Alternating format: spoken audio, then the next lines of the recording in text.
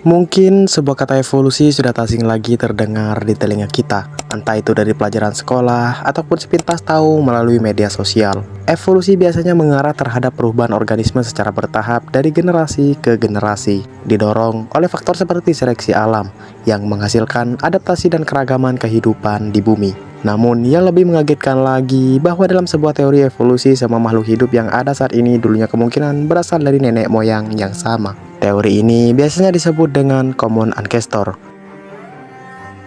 Dalam teori ini menyebutkan bahwa pada zaman purba ada satu makhluk yang akan menjadi berbagai macam spesies di masa yang akan mendatang. Contohnya seperti simpanse dan manusia yang saling berbagi nenek moyang yang sama, atau semua makhluk hidup yang berasal dari leluhur universal terakhir. Seperti yang mungkin sudah kalian pelajari jika dulu manusia hanyalah seekor primata yang berevolusi menjadi seorang manusia, yang nantinya akan menyebabkan munculnya berbagai jenis manusia purba seperti Homo sapiens, Homo erectus, dan Homo homoan lainnya, dan sampai menjadi manusia sepenuhnya seperti sekarang. Tapi bagaimana jika sebenarnya kita dulu hanyalah seekor ikan purba yang berevolusi menjadi seorang manusia? Oke, sebelum lanjut, gue mau kalian simak video ini baik-baik agar kalian tidak salah paham dengan apa yang gua jelasin. Dan oh iya, jangan lupa subscribe juga. Sebelum kita lebih jauh membahas tentang evolusi ini, mari kita terlebih dahulu mundur ke jutaan tahun yang lalu saat kehidupan bawah air berada pada masa kejayaannya, atau yang disebut sebagai periode Devonian.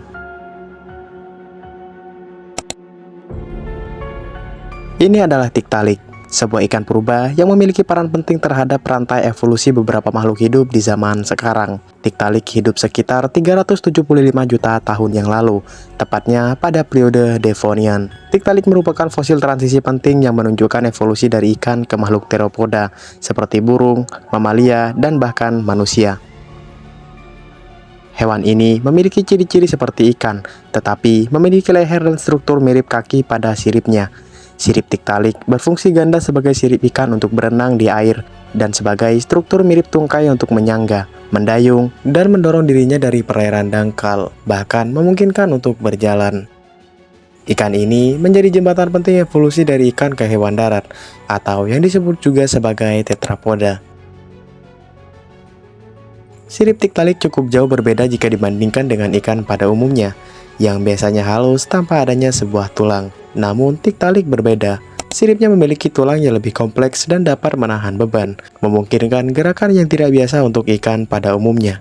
Tiktaalik memiliki ciri fisik campuran antara ikan dan hewan darat, seperti kepala pipih mirip buaya dengan mata di atas, rahang kuat, sisik, insang, dan juga leher yang bisa digerakkan. Serta Tiktaalik juga memiliki paru-paru sederhana, serta sirip depan dan belakang yang kokoh lengkap dengan tulang mirip lengan.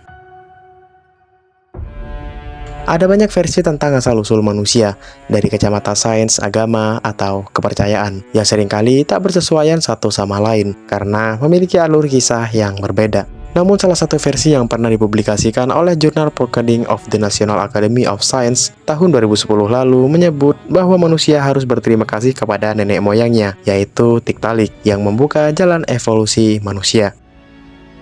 Dijelaskan sekitar 360 juta tahun yang lalu, terjadi peristiwa kepunahan massal hingga memutar ulang kehidupan di bumi. Peristiwa itu melontarkan vertebrata atau makhluk bertulang belakang, dari yang awalnya hidup di air berubah hidup di atas daratan, termasuk ikan-ikan purba.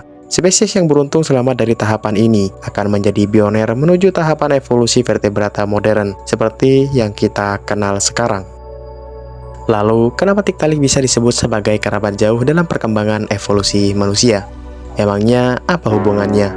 Sebagai fosil transisi penting, Tiktaalik menjembatani kesenjangan antara ikan dan terapoda, atau jenis hewan berkaki empat, termasuk nenek moyang manusia.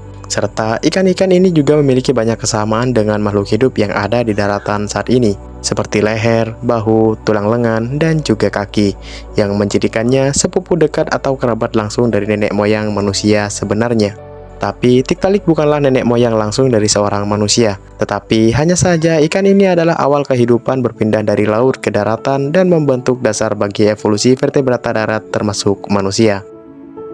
Tiktaalik mungkin bukan nenek moyang langsung manusia, tetapi merupakan kerabat terdekat dari garis keturunan yang mengarah ke terapoda, termasuk kita, seorang manusia. Tiktaalik punah kemungkinan besar menjelang akhir periode Devonian, sekitar 360 juta tahun yang lalu, bersamaan dengan kepunahan Devon akhir. Mereka punah kemungkinan karena perubahan drastis iklim dan lingkungan laut serta daratan, yang memusnahkan banyak spesies ikan bersirip lobus dan amfibi awal, menjadikannya bagian dari transisi evolusi yang hilang antara ikan dan hewan darat. Penyebab pasti kepunahannya masih menjadi misteri, tapi perubahan iklim ekstrim, penurunan permukaan laut akibat gletser, dan proliferasi tumbuhan mungkin berperan. Setelah Tiktaalik punah, muncul Akanthostega dan Ichthyostega yang menggantikan peran penting dari awal perkembangan evolusi. Tapi kedua hewan ini menunjukkan ciri-ciri teropoda yang lebih berkembang dibandingkan Tiktaalik sebelumnya.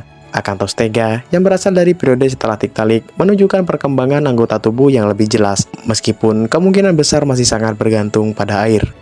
Sedangkan Ichthyostega juga merupakan salah satu teropoda awal yang memiliki anggota tubuh sejati dan dianggap lebih mampu menopang berat badannya di darat dibandingkan Tiktaalik. Spesies-spesies ini mewakili langkah selanjutnya dalam transisi evolusioner yang pada akhirnya mengarah pada semua vertebrata darat, termasuk amfibi, reptil, burung, mamalia, dan juga manusia. Maka tak heran jika Tiktaalik juga bisa disebut sebagai awal dari evolusi makhluk air berpindah ke daratan. Walaupun Tiktaalik bukan nenek moyang langsung dari seorang manusia, tapi Tiktaalik juga berperan sangat penting terhadap awal perkembangan makhluk hidup di daratan. So, mungkin sampai sini aja pembahasan gua kali ini, dan jangan lupa subscribe.